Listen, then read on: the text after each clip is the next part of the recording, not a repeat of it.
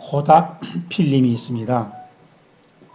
사진 작가들은 사진을 촬영하려고 할 때마다 감광판에 새로 화학약품을 바르는 시대에 조지 이스트먼이라는 사람은 이미 약품을 코팅한 관광판을 생산하는 기계를 개발해서 1880년 코닥이라는 회사를 설립하고 세계 최초로 틀에 둥그렇게 감긴 노을 필름을 만들었답니다.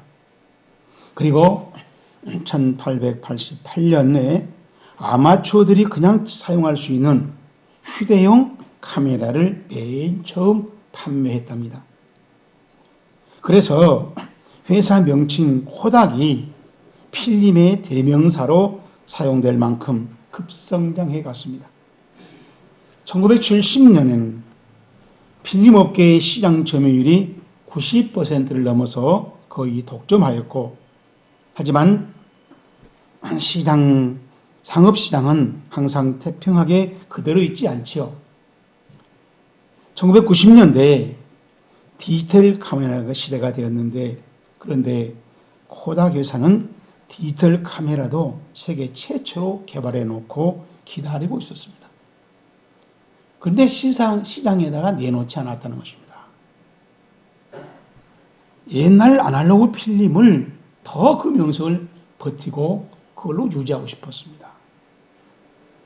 그것은 창업자 이스트먼이 세계 최초로 롤 필름을 개발했던 선구자라는 그 명성을 조금 더 고수해보자는 것이었습니다. 그리고 또 하나의 이유는 디지털 카메라 시대로 바뀌어버리면은 자기들이 지금 최고의 그 성황을 누리고 있는 그 명성이, 그 부가 다시 혼란이 올 거 아니냐. 그래서 자기 사업에 위협이 될 것이다 라는 그런 염려 탓이었습니다. 만약 코닥 회사가 곧바로 디지털 시대에 뛰어들었다면 롤 필름에 이어서 또다시 디지털 혁신을 선도했을 것이라는 게 중론입니다. 디지털 카메라를 다 준비해놓고 디지털 카메라의 시대가 시작됐는데도 코닥 회사는 설마 하며 망설이다가 위험 신호를 알아차린 후에야 뒤늦게 디지털 카메라 시장에 뛰어들었지만 역부족이었습니다. 그래서 2004년부터 파산설이 나돌더니 결국 2012년 1월 19일 파산 보호 신청을 하고 말았다는 것입니다. 코닥은 급변하는 필름 시장에서 변화 시기를 놓치고 마침내 돌연사 서든데스를 당하게 된 셈입니다. 오늘 설교 본문도 놀라운 신앙 체험을 하고 올바르게 변화하는 과정을 보여주고 있는데 저랑 같이 살펴봅시다. 오늘 설교 본문에서 우선 중간평가를 확인해 봅시다. 21절 말씀입니다. 그 후에 내가 수리아와 길레기아 지방에 이르렀으나 그리스도 안에 있는 유대인 교회들이 나를 얼굴은 알지 못하고 다만 우리를 박해하던 자가 전에 멸하던 그 믿음을 지금 전한다 함을 듣고 나로 말미암아 시작 하나님께 영광을 돌리니라. 아멘.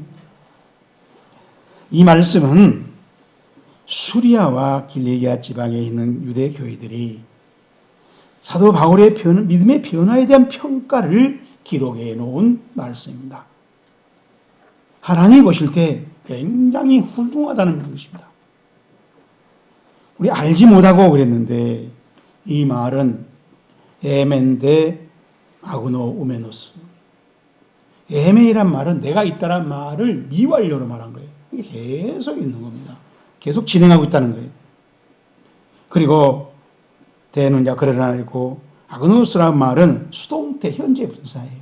그러니까 지금도 계속 어서 들려오는 겁니다.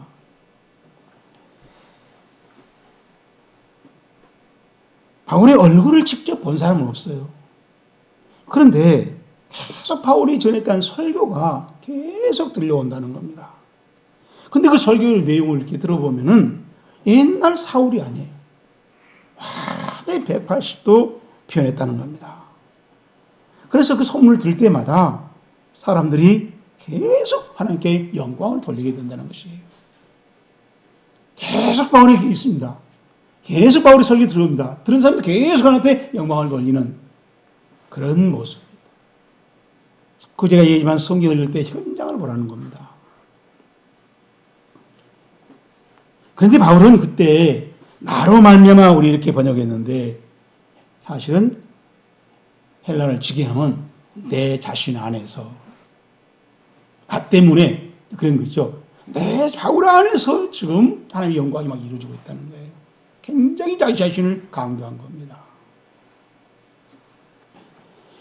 바울은 부활 승천하신 예수를 만나기 전에는 유대계를 믿었고 조상 전통에 충실했는데 그것을 하나님께 대한 충성이라고 확신했습니다. 그래서 바울은 예수 믿는 사람들을 잡아 가두고 심지어는 죽이기까지 하는 깡패짓을 떳떳하게 당당하게 했습니다. 그러니 그 충성은 사실 충성이 아니지요. 안 하는 게 충성이지요. 바울은 고백해 놓았습니다.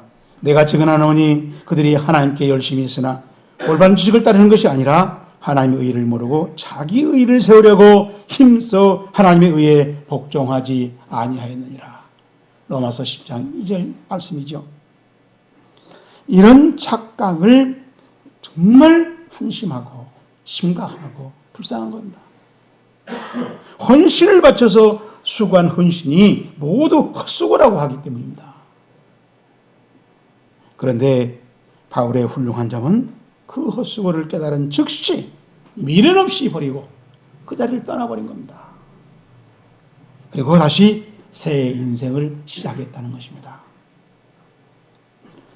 그래서 올바른 회개가 중요하고 반드시 필요하다는 것입니다.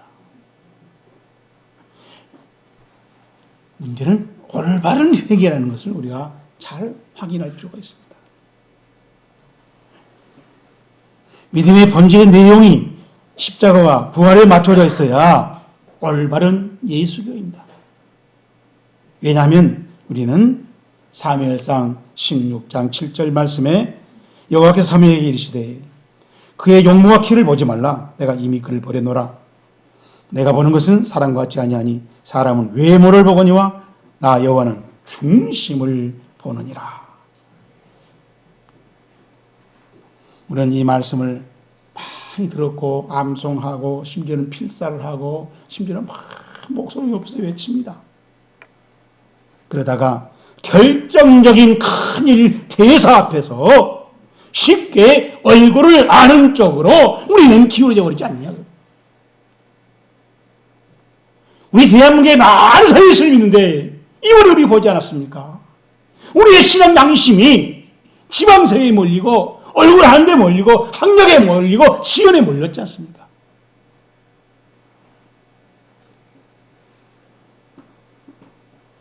성경이 가르치는 진리를 우리가 정확하게 알고 올바로 실천해야지 대충 넘어가면 불순종입니다.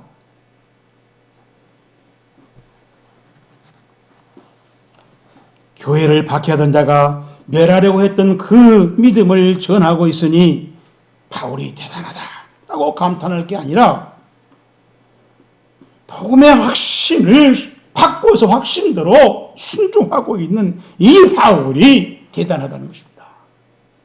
그런 순종한 태도를, 그런 결단을, 그런 결심을 우리가 배워야 되는 것이다.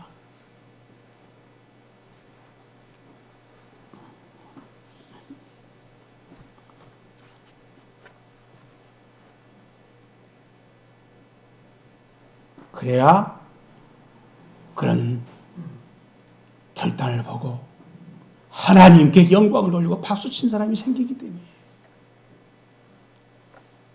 하나님은 우리 눈에 잘 보이지 않습니다. 그런데 하나님을 보여주는 방법이 있습니다.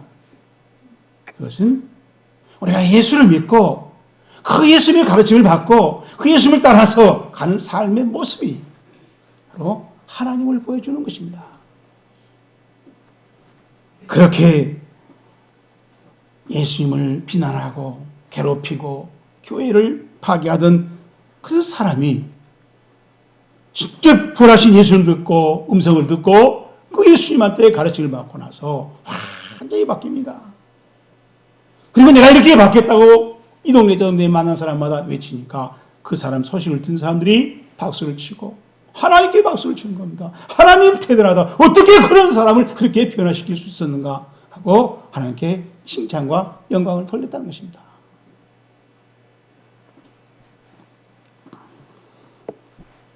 하나님을 시인하고 하나님을 높이고 하나님이 위대하다고 하는 그런 여론을 만든 사람이 바로 바울이었습니다. 우리가 이런 것을 배우지 않는 것입니다. 일단 인간은 익숙해지면은 그 익숙해진 편리함을 누리려고 합니다. 가만히 거기에 그렇게 머물러 있으면은 뭐 급변할 필요가 있고 별로 어렵지가 않아요. 그래서 그 상태를 유지하려고 그래요. 한번 고위층에 올라가면은 한번 부를 잡으면은 한번 그 멋있는 권력을 잡으면 그 자리에서 안 내려오려고 그래요. 물론 그런 것이 좋은 신앙관이든지 전통이든지 습관이면 그래도 좋습니다. 그런데 당장 바꿔야 할 것이라면은 그 자리를 떠나야 되죠. 놔야 되죠. 그런데 이미 거기에 익숙해졌기 때문에 거기에 머무르려고 합니다. 그리고 그 머무른 것을 어떻게 네 온갖 강원이설로 축복이라고 은혜라고 하나님의 뜻이라고 합리화시킵니다.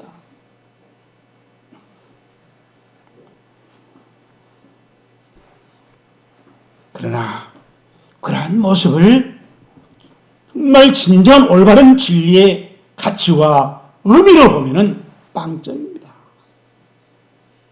아무리 많은 것이고 아무리 높은 것이고 아무리 자랑이라도 빵점이라고 처리한 시간이 있고 그 자리가 있다는 것을 명심하십시오. 개혁하는 것은 많은 희생과 시간이 필요합니다. 삶이 쉽게 변화된다면 개혁하는 사람이 누가 있겠어요? 그러나 개혁을 하고 싶고 개혁을 찬성하고 싶고 개혁이 좋다고 권하고 있지만은 그래도 개혁을 하지 않고 있는 이유가 이미 내가 앉은 자리가 차지한 자리가 거기 너무 익숙해 있기 때문에 바꾸기 싫은 거예요. 저는 이번에도 절대로 버티지 않습니까? 큰 아파트를 살고 있는 사람 내놓기 싫어서 우리는 옛날로 돌아가자 하고 우리 심리가 다 나타났잖아요. 거짓말할 게 없어요. 그것이 인간의 우리 본능이에요. 신앙이 아니라는 것입니다.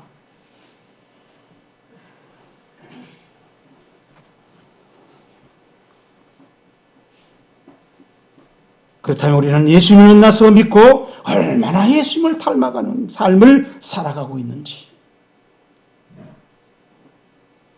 예수를 안 믿는 사람 놔두고 우리 예수 믿는 사람들, 복받았다는 사람들, 정말 천국 가서 감사하다는 사람들 얼마나 예수를 닮아가고 있는 것인가, 이런 큰 일을 통해서 우리는 확인할 수 있다는 것입니다.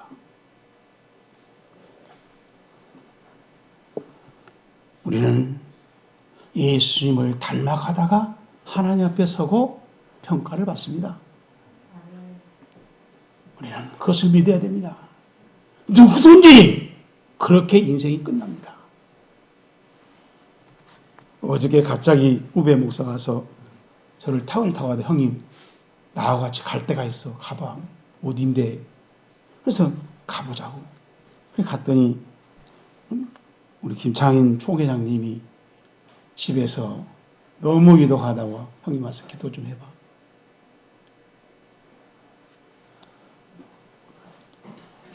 거의 사람도 못 알아보고 간증이 내놓고 있다가 어제 돌아가셨다고 문자가 왔더라고요. 야, 누구나 총회장이든지 어떤 분이든지 다 우리는 하나님 앞에 서는 거예요. 얼마나 예수를 닮았냐를 묻는 것입니다. 얼마나 내 길을 따라왔느냐 묻는 거예요. 얼마나 내 말에 순종했냐를 묻는 것입니다. 그 시간이 있고 그 자리가 있습니다. 그 달에서 도무지 알지 못하노니 비극이에요. 우리 뭐 신앙 일생이 믿는 사람이 다 무효예요. 그 자리에서 빵점 처리되지 않기를 주의 이름으로 축복합니다. 자, 그러면은 폭력배 사울이 바울로 살아가는 모습을 저랑 같이 좀 더 세밀하게 살펴봅시다. 그리고 챙길 것은 챙깁시다. 18절 말씀입니다. 그 후 3년 만에 내가 게바를 방문하려고 예루살렘에 올라가서 그와 함께 시작 15일을 머무른 동안 그 후 3년 만에 이 말씀은 바울이 다메섹 땅에서 부활 승천하신 예수를 만나 회심한 지 3년 만에 예루살렘으로 갔다는 말씀입니다. 바울은 다메섹 도당에서 예수를 만났을 때 새로운 세계, 뉴 파라다임을 알게 됐습니다. 그리고 그 새로운 세계를 정리하기 위해서 사람과 의논하지 않고 아라비아로 가서, 아라비아가 어디 있는지는 우리가 어디 갔는지 구체적으로 모르지만 거기는 거의 사막 지역의 광야예요. 거기 가서 하나님 앞에서 그 세계에 대해서 점검하고 확인하고 하나님께 묻고 교제하면서 결국은 정리하는 시간을 한 3년 했다는 겁니다. 요즘 우리 언어로 표현하면 신학적으로 성경 체계를 새로 확정한 것입니다. 그 예수를 만나서 그 엄청난 가운데 대혼란이 일어난 자기의 지식세계, 신앙세계를 하나님 앞에서 성경적으로 점검해보고 분석해보고 정리하고 확정했다는 것입니다. 그래서 바울은 로마서 12장 2절에 이렇게 밝혀놨습니다. 이 세대를 본받지 말고 오직 마음을 새롭게 함으로 변화를 받아 하나님의 선하시고 기뻐하시고 온전한 뜻이 무엇인지 분별하라. 그런데 이 말씀을 곰곰이 생각해 보면은 그리스도인은 변화부터 받아야 하나님의 선하시고 기뻐하시고 온전한 뜻이 무엇인지 분별할 수 있다는 말씀입니다.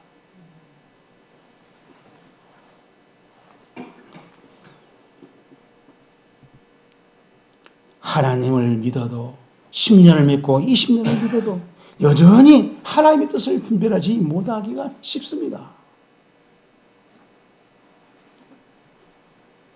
그래서 어떤 문제를 당했을 때 하나님보다 점괘를 먼저 찾는 일이 많잖아요.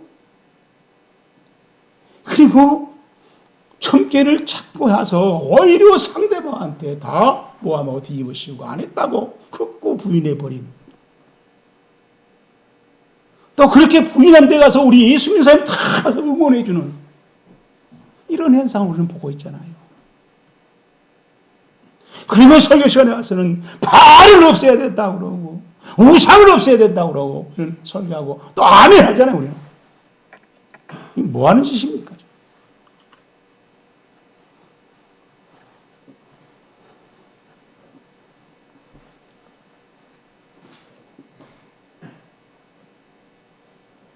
하기야 이스라엘 초대왕 사울도 자기 생각대로 자기 기분대로 일을 처리해버리고 나중에는 엔돌 무당한테 찾아가서 해답을 찾았잖아요.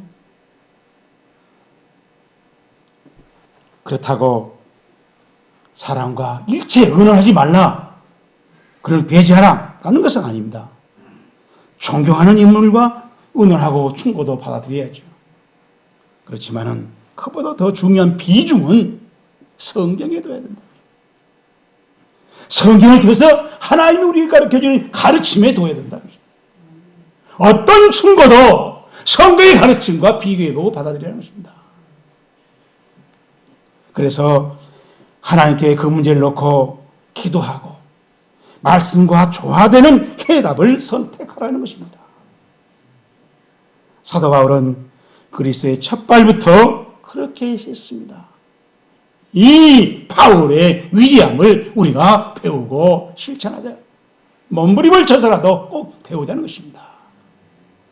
두 번째로 우리 18절 말씀입니다. 그 후 3년 만에 내가 게바를 방문하려고 예루살렘에 올라가서 그와 함께 시작 15일을 머무는 동안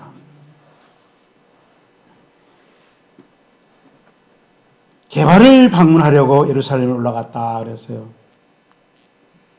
게바는 베드로를 아람어식으로 발음한 말입니다. 즉 베드로를 만나러 예루살렘에 갔다는 거예요. 우리 성경에 방문하려고 그랬는데 히스토레오라는 헬라어인데 이 말은 베드로가 바울이 여기서 딱 한마디 썼어요. 그 귀한 희귀한 언어를 왜 썼을까? 근데 이 말에는 두 가지 뜻이 있어요. 누구를 통해서 만나서 그 사람을 아는 겁니다. 사귀면서 그 사람을 알아가는 겁니다. 그런 뜻이 있고 또 이거는 막 조사하고 탐구하고 분석해서 무엇을 확인하는 겁니다. 그런데 바울은 이wen데 자기 연구 다 분석했으니까 이것이 과연 맞는지 없는지 이걸 확인할 수 있는 길은 예수님은 승천에게 불잖아요. 그러니까 이 제일로 예수님하고 같이 시간을 보내고 예수님의 강의를 들어보고 훈련을 받아보고 야단을 맞아본 그 사람이 누구냐? 예루살렘에 있단 말이에요. 그래서 그 사람을 찾아가서 내가 분석한 것이 정리한 것이 결론 지은 것이 맞는가 확인해 봐야 되지 않겠어요? 그래서 했던 거예요. 베드로는 예수님의 사도였고 예루살렘 교회의 지도자였습니다. 문제는 바울이 전에 예수 믿는 사람을 핍박하고 없애버리려고 했던 가해자였고 베드로는 현재 그 피해자들의 대표자가 되어 있어요. 가해자와 피해자가 만나는 겁니다. 여기에 누가 중재를 해줘야 됩니다. 그래서 우리 성경에 이렇게 기록해 놨어요. 바울이 예루살렘에 가서 제자들을 사귀고자 하나 다 두려워하여 그가 제자됨을 믿지 아니하니 바나바가 데리고 사도들에게 가서 그가 길에서 어떻게 주를 보았는지와 주께서 그에게 말씀하신 일과 다메섹에서 그가 어떻게 예수의 이름으로 담대히 말했는지를 전하니라. 사울이 제자들과 함께 있어 예루살렘에 출입하며 또 주 예수의 이름으로 담대히 말하고 헬라파 유대인들과 함께 말하며 변론하니 그 사람들이 죽이려고 힘쓰거늘 겨우 바나바가 중재를 써서 속여줘서 변호해서 도와줘서 베드로를 만났어요. 그리고 그 당시에 교회 또 제2인자로서 가는 예수님의 동생 야고보도 만났어요. 겨우 두 사람 만났는데 바울의 마음에 뜨거움이 있어서 그동안 헬라파 유대인들의 전도하다가 그 사람들이 배신감을 느끼고 죽이려고 하니까 불안해서 다시 피난 갑니다. 겨우 그래서 15일 있었다는 거예요.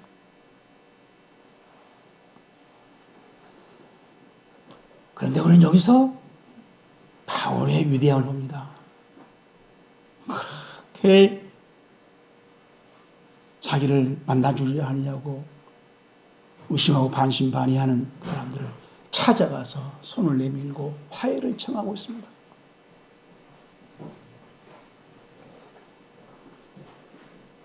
모든 것이 하나님께로서 났으며 그가 그리스도로 말미암아 우리를 자기와 화목하게 하시고 또 우리에게 화목하게 하신 직분을 주셨으니 곧 하나님께서 그리스도 안에 계사 세상을 자기와 화목하게 하시며 그들의 죄를 그들에게 돌리지 아니하시고 화목하게 하신 말씀을 우리에게 부탁하셨느니라. 바울이 써놓은 책에 있습니다. 우리는 화목해야 된다. 4번이나 강조하고 있잖아요. 그런 직분을 우리한테 줬다잖아요. 그리고 우리한테 부탁했다잖아요. 바울이 말한 그 예수님, 그 성경을 우리가 믿습니다. 우리는 화목하고 손을 내밀고 있는가? 그 화목의 바나바처럼 주인공하기를, 화목의 판을 만들기를, 화목의 교회를 만들어가기를 주의 이름으로 축복합니다. 마지막으로 20절 말씀 봅니다. 보라, 내가 너에게 쓰는 것은 하나님 앞에서 시작. 거짓말이 아니로다. 제가 자주 설명하지만 보라. 감탄사입니다. 이두. 내가 너에게 쓰는 것은 하데 그라포. 내가 쓴 것이 복수라고 그랬어. 복수로. 그러니까 조금 쓴 게 아니라는 거죠. 여러 가지를 썼다는 거죠. 지금. 성경 책들을 말합니다. 근데 그것이 하나님 앞에서 거짓말이 아니다.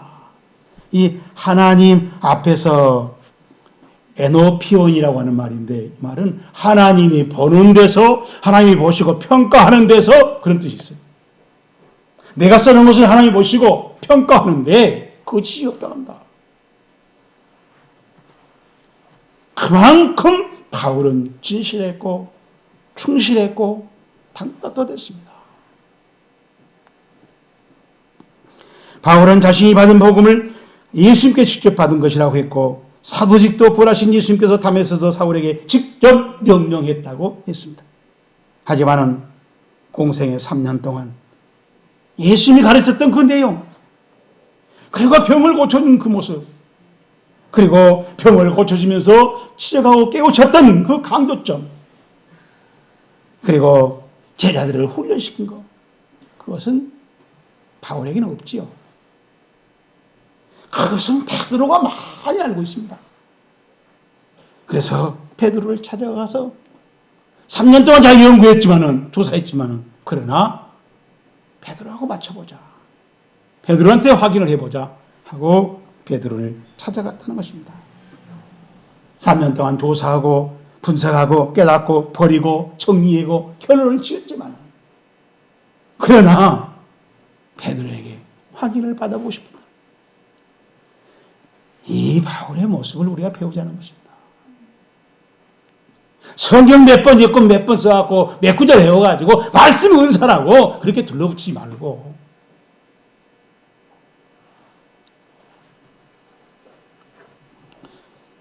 왜 그랬습니까? 바울은 믿음의 진보를 이루고 싶은 거예요. 내가 많은 것을 연구하고 확인했지만은, 그러나 이것을 더 보완하고 싶은 거예요. 더 온전해지고 싶은 거예요. 부분적으로 아는 것이기 때문에 베드로를 만남으로써 그 부분적인 것이 더 넓어지고 더 깊어지고 더 커지기를 바랬던 것입니다. 이런 바울을 배우자는 것입니다. 그래서 호세아서 6절에 하나님께서 이렇게 말씀하셨습니다. 내 백성이 지식이 없으므로 망하는도다. 여기서 말한 내 백성은 하나님의 택한 백성이라고, 자기들은 하나님을 알고 있다고, 수백 년 동안, 우리는 수천 년 동안 하나님을 믿어온 민족이라고 자부한 사람들입니다. 그런데 하나님은 그 백성에게 알아야 이만큼 지식이 빈약하고 적기 때문에 망한다는 것입니다. 우리만큼 성경 안 읽는다 그 말이 아니에요. 설교 안 들었다 그 말 아니에요. 성경 공부 안 했다 그 말 아니에요. 그러나 하나님이 요구하는 수준에 이르지 못했을 때, 어떤 문제 사건 앞에서 어처구니 없는 안타까운 행동을 해버린다는 것입니다.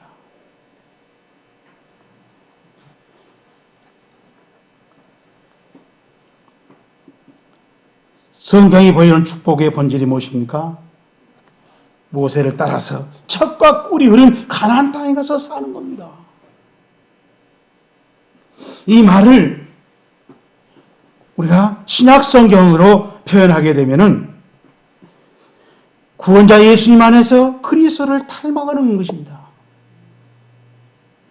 내 행위와 선택과 가치관과 인격과 삶이 예수를 닮아가는 것입니다. 그래서 하나님의 의가 이루어지고 하나님 나라가 이루어지는 그런 모습인 것입니다. 그것이 축복이고 그것이 은혜이고 그것이 성경이 말해주는 성공입니다.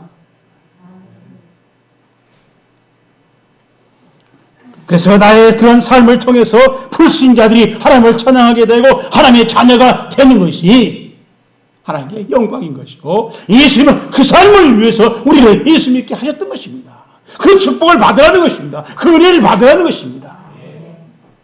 주인공이 되기를 축복합니다.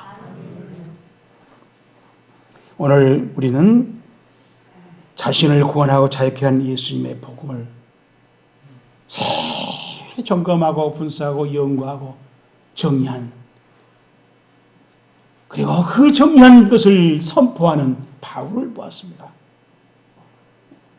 그 복음의 내용이 엉터리일 때 그는 파괴자로 살았습니다. 그 내용을 바꾸니까 복음의 사도가 됐습니다.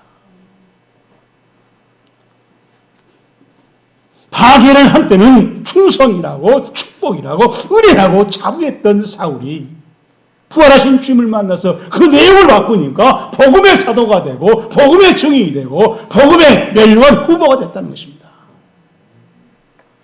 그래서 믿음의 내용을 올바로 아는 것이 중요한 것이요, 그 올바른 내용을 실천하는 것이 중요하다는 것입니다. 세상 기준으로 성공을 축복이라고 착각하지 마십시오. 그런 축복이란 말에 여러분 너무 흔들리지 마십시오. 하나님이 내 삶을 통해서, 내 생각을 통해서, 내 판단을 통해서, 내가 걸어가는 길을 통해서 찬양을 받으신다면 훌륭한 성공을 한 것입니다. 여러분, 그런 훌륭한 성공의 주인공 되기를 주의 이름으로 축복합니다.